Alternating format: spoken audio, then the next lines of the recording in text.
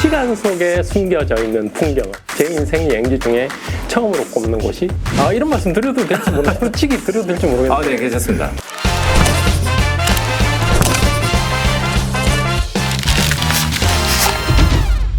인문학이 머니.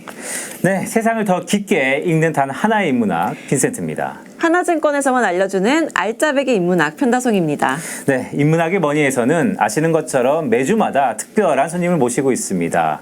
이번에는요, 조금은 전문적이지 않은 것 같지만 또 전문적인 컨셉을 갖고 왔습니다. 바로 참 요즘에 여행 떠나기 좋은 날씨죠. 여행인데요. 자성 씨, 오늘 어떤 게스트분 모셨죠? 많은 분들의 사랑을 받고 있는 유튜버입니다. 저도 이분 구독하고 있는데요. 네. 오늘도 해시태그 3개 드릴게요. 네. 해시태그 참 어렵던데. 네. 네, 첫 번째 팔도강산. 팔도면? 네, 팔도강산. 네네. 그리고 대한민국 30바퀴. 대한민국 30바퀴. 네. 그리고 여행 작가. 이렇게 3개입니다. 예상되시나요? 요즘에 참 여행 유튜버들이 많긴 한데 저는 글쎄요, 제 알고리즘에 이분이 떠서 그런지 몰라도 이분이 확 눈에 들어오더라고요. 구수한 사투리도 그렇고. 혹시 킴스트래블? 정답입니다. 네, 오늘 함께할 인문학이 머니의 초대 손님은 유튜버이자 여행 작가이신 킴스트래블 님입니다. 어서 오세요. 반갑습니다. 뭔가 짜여진 각본 같은 그렇죠. 소개. 네. 저희 작가님 멤버 중에서 네. 실세 작가님이 이분 꼭 1순위를 해야겠다. 네네. 라고 아마 바로 섭외를 간 걸로 제가 알고 있는데 네네. 섭외 처음에 받았을 때 어떠셨어요? 제가 출연료가 사실 좀 안 맞았어요. 안 맞았는데 네네. 너무 제가 좋아하는 작가님이라서 네. 제가 선뜻 고민도 하지 않고 네. 나오겠다 이렇게 해서 여기 나오게 됐습니다. 물론 출연료도 중요하지만 나는 내 마음이 공감이 가고 따르면 간다. 여행도 혹시 여행지도 그렇게 고르시지 않나요? 작가를 하셔도 되겠습니다.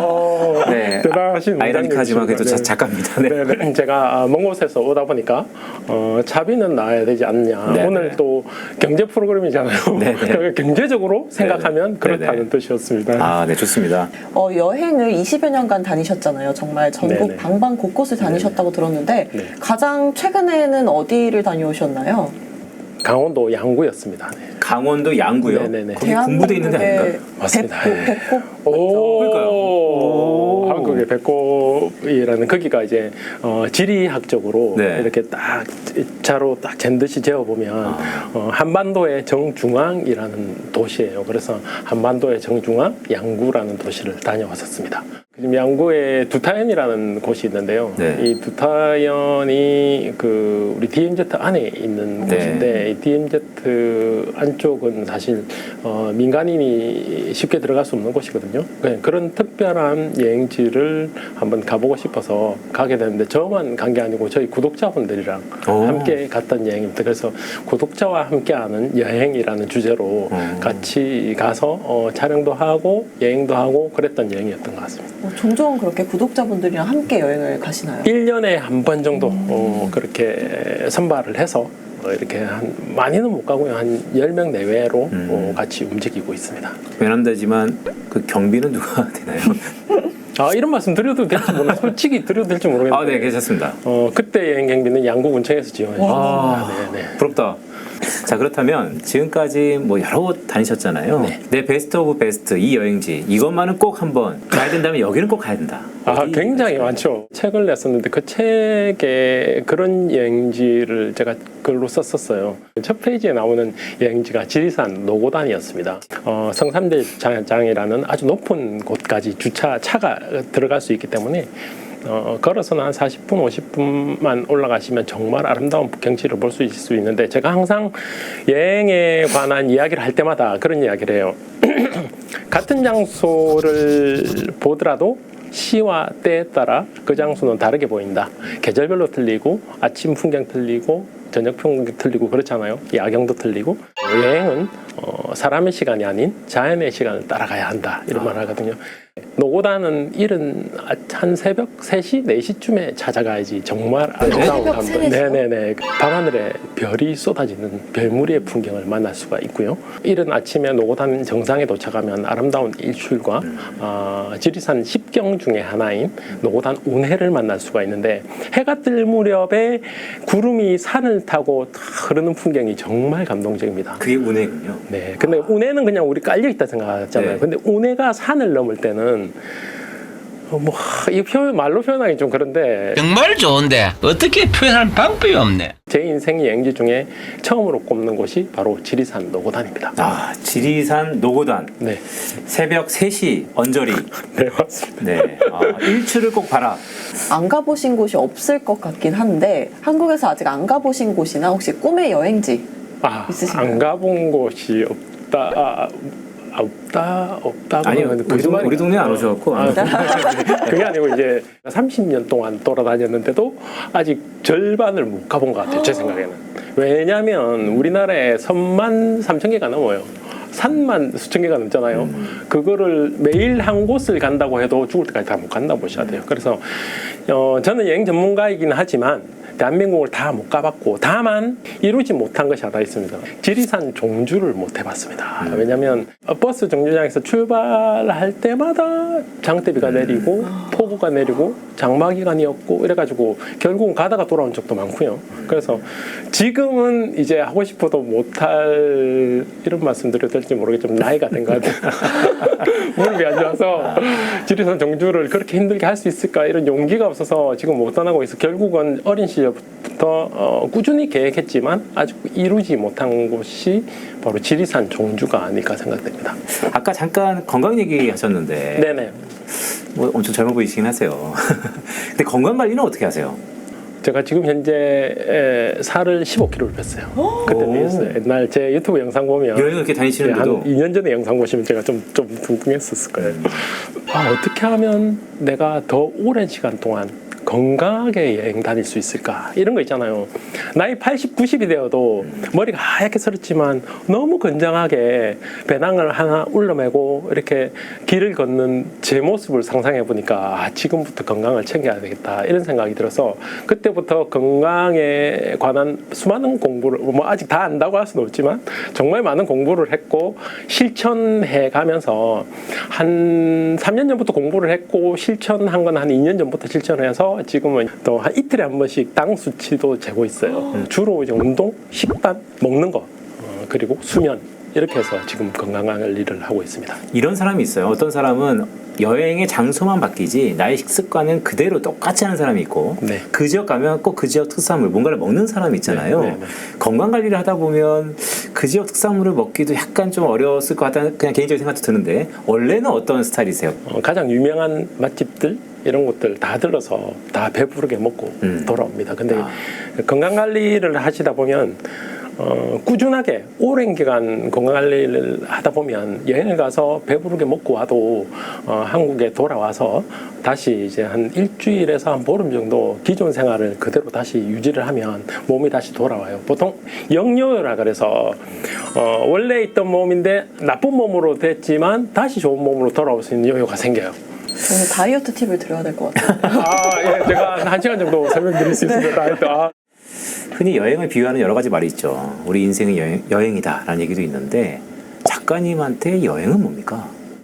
여행이라는 게 제가 쓴 책 제목처럼 제 인생이 아닌가 그런 생각이고 단 한 번도 외도를 해본 적이 없었습니다.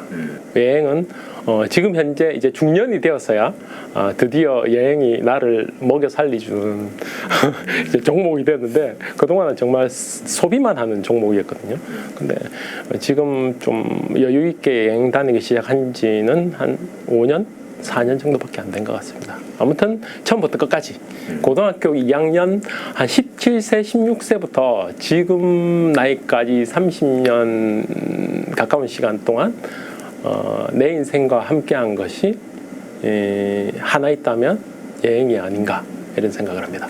여행을 다니시면 물가 체감 좀 많이 하실 것 같아요. 많이 하죠. 정말 저는 오랫동안 여행 다녔기 때문에 10년 전에 이 집 밥값이 아니랬는데 왜냐면 원래 그런 거 있잖아요. 가성비라는 거 있잖아요. 그 쉽게 그냥 한 예로 들자면 하동 섬진강 제철국 우리나라에서 제일 유명한 먹거리 하동의 섬진강에 가면 제철국이 가장 유명해요. 제철회랑 그때 당시 4,000원 했었어요. 제가 제일 처음에 20대 때 여행을 갔을 때 4,000원 했는데 지금 10,000원 가까이 하더라고요. 금리가 낮아질수록 양적 완화가 돼서 물가가 상승하고 이래서 적정한 금리가 유지되면 인플레이션, 디플레이션의 중간값으로 이렇게 쭉 유지가 되면 물가 상승률이 조금 낮아가지고 이렇게 우리가 여행하는데도 한 10년 전이나 10년 후나 물론 물가 상승률이 있겠지만 그렇게 많은 물가 상승률이 안 되기 때문에 우리가 미래의 여행을 계획하고 적금을 들었을 때 어느 정도 기준을 잡고 돈을 모았는데 한 10년 뒤에 그 기준을 잡고 모은 돈이 물가 상승률 때문에 절반 정도 예산의 절반 정도밖에 안 모이게 되는 경우가 있잖아요. 그래서 여행하고 금리하고는 아주 밀접한 관계가 있지 않나 이런 생각을 하게 됩니다. 그러니까 여행 가기 전에 어쨌든 우리가 계획이라는 걸 세우니까 네. 계획에 여러 가지 비중을 차지하는 게 또 예산이니까요. 맞습니다. 결국 네. 돈하고 연결될 수밖에 없는 상황이고 네. 또 불현듯 가서 대부분 100% 예산을 짠다 하지만 약간의 그 여유 돈을 좀 들 텐데 그런 네. 부분들이 최근에 물가가 많이 올랐으니까 네. 여행 다니는데 운신의 폭이 좀 줄어들 것 같다라는 개인적인 네, 생각이 맞습니다. 들고요. 네. 특히 외국 같은 경우에는 환율 때문에 뭐 하나 사 먹으려고 해도 정말 한 번 더 생각하고 사 먹게 되는 그런 경우가 많더라고요. 그래서 요즘에는 좀 저렴하고 가성비 좋은 식당들이나 네. 항공권 구매할 때도 네. 가성비 좋은 항공권 불편하더라도 가성비 좋은 항공권 이런 거 끊어서 해외여행도 많이 다니고 이렇게 하는 것 같습니다. 그러니까 여행을 잘 안 다니신 분들은 보통 이런 얘기 많이 해요. 소풍 갈 때 가장 좋은 거는 사실은 소풍 가기 전이다. 뭔가 뚜껑을 열기 전에 기대감. 근데 여행을 좋아하시는 분들은 무슨 소리냐. 가서 소풍이 정말 여행이 좋은 것이지. 그래서 뭐 흔히 우리가 해외여행 갈 때 티켓팅 할 때도요. 갈 때는 어차피 기분이 좋으니 뭘 해도 이게 흥이 나 있으니 조금 힘들더라도 좀 열악하더라도 뭐 항공편이라든지 대중교통 그렇게 타고 올 때는 좀 힘드니까 좀 편하게 오자 뭐 이런 게 대부분 제 주변에서 많은 선택인데 그런 게 맞는 것 같으세요? 아니면 본인 어떤 스타일이세요? 저의 여행 스타일은 무조건 가성비입니다. 아, 특히 제가 불편을 감수하고라도 좀 저렴할 수 있다면 그 환승을 많이 하는 이런 항공권 구매도 과감하게 실천하고 있고요. 단 숙소에는 돈을 아끼지 않습니다. 해외 국내에서는 숙소에 돈을 좀 아끼는 편이고 네. 해외 갔을 때는 왜냐하면 우리가 여행을 다니면 주로 이제 제가 어렸을 때는 배낭여행 위주로 많이 다녔었는데 지금은 조금 휴양 위주 여행을 다닙니다. 나이가 체력도 있고 나이가 있다 보니까 그래서 숙소에 머무는 시간이 적어도 10시간에서 12시간 되잖아요. 보통 여행객들이. 그러면 12시간을 잡았을 때 여행의 절반은 숙소에서 보내게 된다. 그래서 숙소의 질이 낮아지면 여행의 질도 낮아진다. 이런 철학을 갖고 있기 때문에 지금 숙소는 굉장히 신중하게 좀 좋은 곳들을 고르지만 아주 가성비 좋게 예약할 수 있는 방법으로 예약을 해서 숙소를 잡고 있고요. 항공권 같은 경우에는 갈 때 조금 고생하고 올 때 조금 고생하면 되잖아요. 그래서 물론 이제 숙소랑 항공권이 가장 큰 부분을 차지하는 게 여행 경비인데 그 중에 한 개는 줄일 수 있지 않을까 생각해 보니까 항공권을 좀 줄이자 해서 항공을 좀 싸게 가는 편이고 숙소는 굉장히 좀 고급 럭셔리 쪽으로 그래요? 가는 편입니다. 아까 말씀 중에 자 여행을 갈 때 그래도 뭐 환승도 하고 여러 가지 가성비를 주로 택한다라고 했는데 진짜 이런 에피소드 나 여기까지 내가 환승해봐서 지구 끝까지 갔다 와봤다 뭐 이런 게 있나요? 일단 국내 기준으로 말씀드리다 보면 국내에서는 어린 시절에는 돈 없이 여행을 많이 다녔어요. 차는 어릴 때부터 있었어요. 왜냐하면 여행을 다녀야 되다 보니까. 근데 차 기름값 넣기도 굉장히 부담스러운 그 시절에 잠을 차에서 다 잤어요. 숙박비 대신 밥도 하루에 한 끼는 차에서 해 먹었어요. 그때가 지금 이제 없어진 차니까 말씀드려도 될 것 같은데 갤로퍼 네. 밴을 타고 갤로퍼 밴. 다니는데 2인승인데 네. 뒤에는 20대가. 짐칸 있는 거. 네네네. 그거 타고 다니면서 전국을 유랑하면서 차를 세워서 라면 그릇에 먹고 밥도 해 먹고 그 다음에 차에서 그 침낭 아주 얇은 침낭으로 차에서 잠을 자고 이렇게 돈을 아끼고 다녔던 기억이 있고요. 해외 같은 경우에는 항공권을 싸게 끊어야 되기 때문에 좀 환승을 많이 타는데 이게 환승이라는 게 조금 위험도가 있어요. 어떤 위험도가 있냐면 한 번 중간 구간에 한 번 연착이 되면 뒤에 걸 다 놓치게 돼 있어요. 근데 그런 경우에는 항공사에서 적절한 보상을 해줍니다. 네. 어떤 보상을 해주냐면 예를 들어서 어디를 갔다가 어느 나라에서 경유를 하고 다시 한국으로 돌아오는 비행기인데 중간에 폭풍을 만났거나 기상 악화 조건으로 인해서 1시간 정도 늦게 도착했는데 이미 제가 타야 할 비행기 떠났을 때 그때는 항의를 하면 숙박비하고 교통비를 줘요. 하루. 그 다음날 예약을 해주고 하루 예약을 해줍니다. 그러면 그 돈으로 생각지도 않았던 그 나라 여행을 공짜로 할 수 있는 기회가 생길 수도 있어서 그런 게 좀 나름 지나고 보니까 좀 힘들었지만 역시나 가성비는 있었다. 태생적으로 긍정적이세요. 보통 그렇게 막 연착하고 막 이러면 짜증난다. 내가 여기서 힘든데라고 하는데 그래도 어떻게 이런 주어진 시간에 내가 공짜로 주변을 또 구경할 수 있는 그 애티튜드 자체가 엄청 긍정적인 효과가 있는 것 같습니다. 그러면 혹시 여행을 위해서 저금이나 적금 같은 것도 드시나요, 따로?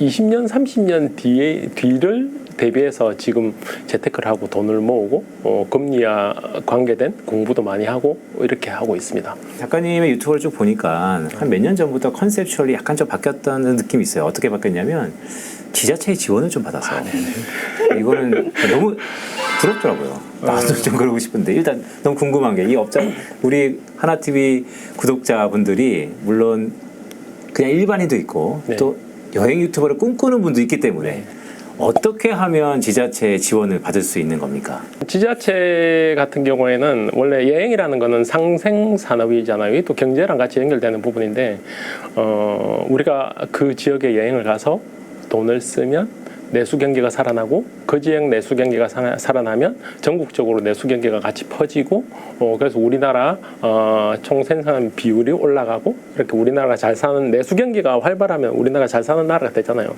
그 지자체에서도 그 내수 산업 자기 지역의 내수 산업 활성화를 위해서 여행을 전문적으로 하는 콘텐츠를 제작하는 뭐 유튜버나 인스타그래머나 이런 분들을 초청을 해서 초청하는 조건으로 저희들한테 제작비 그러니까 우리가 당신네들을 초청할 테니까 당신네들이 체류하고 촬영하는 비용은 우리가 지원해 주겠다 이렇게 해서 초청해서 간다고 보시는 그런 시스템입니다.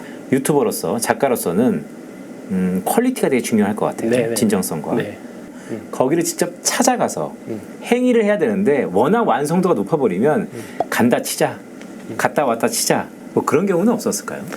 그게 완성도가 높을수록 편견을 유도할 수는 있다고 생각합니다. 왜냐하면 그냥 아무 생각 없이 가서 보는 것보다는 아주 완성도 높은 훌륭한 영상을 보면 뭔가 기대감을 가지고 마음속에 그리고 가는 경우도 있어요. 그러면 그런 영상을 완성도 높은 영상을 보고 갔을 때 그곳에 가서 생각지도 못한 감동을 더 느끼고 올 수도 있다고 생각합니다. 그래서 저는 이른 새벽에 그 손을 비벼가며 2시간, 3시간 기다렸다가 가장 아름다운 순간을 찍어서 여기에 가면 이런 순간에 가면 이렇게 아름다운 풍경을 볼 수 있다. 이런 것까지 다 보여주기 때문에 그런 완성도는 꼭 필요하다고 생각됩니다.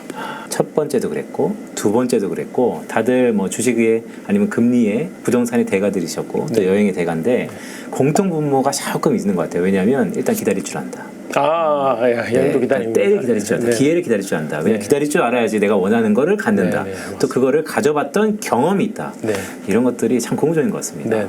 근데 돈은 어떻게 벌어야 되지? 라는 생각이 들더라고요. 이게 직업이다 보면 어쨌든 돈을 벌어야 하니까. 네. 혹시 이런 부분도 공개 가능하신가요? 네네네.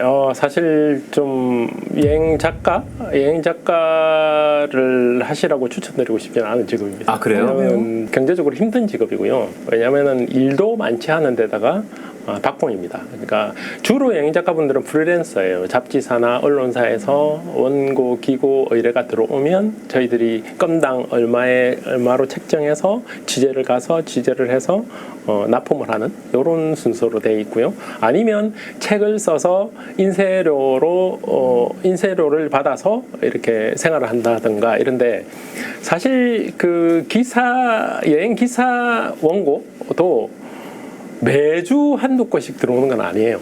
뭐 어떨 때는 2달에 한 건, 어떨 때는 1년에 2-3건 이런 식으로 들어오기 때문에 정말 자기가 좋아하는 걸 그냥 경제적으로 힘들어도 유지한다는 분들은 하실 수도 있겠지만 경제적으로 힘든 직업이고 그래서 대부분의 여행 작가분들이 투잡스 리잡을 하고 있고요. 여행과 관련된 많은 일들을 같이 하면서 여기서 조금 벌고 여기서 조금 벌고 이렇게 해서 웬만한 사람 한 달 월급 정도 겨우 버는 수준이었었어요. 근데 지금은 이제 유튜브 채널 때문에 그때보다는 많이 풍족해졌죠. 유튜브를 어떻게 시작하시게 된 거예요? 독학으로 영상 공부를 하고 그다음 기획하는 방법, 촬영하는 방법, 편집하는 방법 이런 거 다 공부를 해서 결국은 2019년도인가 20년도쯤에 오픈을 하게 됐고요. 처음에는 구독자 1000명 모으는 게 목표였어요. 1000명 모으는 게 목표였는데 어느 순간 1000명이 되더라고요. 그리고 야 정말 대단하다고 생각하고 있었는데 또 어느 순간 10만이 넘고 20만이 넘는데 저는 제 생각은 그렇습니다. 아주 운이 좋았다 이런 생각. 지금 만약에 했다면 10만 명도 못 채웠을 것 같은. 왜냐면 그때는 희소했다. 맞아요. 국내 여행 유튜버가 거의 지금 생각해 보면 제가 시조새가 아닌가. 크게 인기가 없는 직종이라서 없었던 것 같아요. 그때 당시에는. 그런데 어느 순간 이제 제가 시작하고 몇몇 분이 시작해서 관심을 받기 시작하니까 이 종목도 관심을 받네 해서 지금 많이 생긴 것 같아요. 그러니까 지금 엄청나게 많습니다. 지금. 남들이 안 가는 길을 도전했고 또 그 길을 갔기 때문에 좋은 결과를 얻었다라는 생각도 드는데 근데 또 이런 고민도 있지 않으세요? 여행이 취미여야지 여행이 직업이 되면 피곤하다. 제가 하고 싶은 대로 제 마음으로 느끼는 저만의 여행을 하지 못하고 뭔가 여행을 가서도 이것을 어떻게 보여줘야 된다는 이런 생각들 때문에 찐 여행의 한 60%, 70% 정도밖에 못 즐기고 있는 것 같아요.